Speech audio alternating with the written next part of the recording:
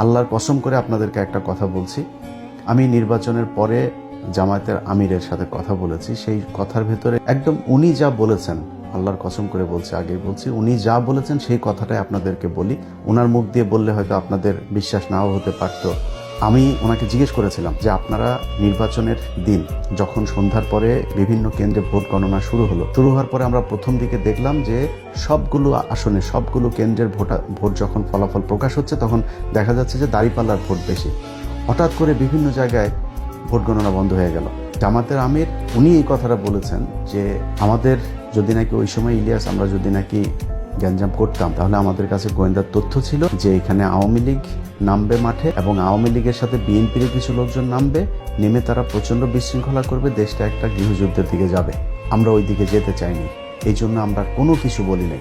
এই যে জামাতের আমিরের মতো একজন মানুষ এতটুকু মানে স্যাক্রিফাইস করেছে, ধরেন আমি জামাত ইসলাম পাশ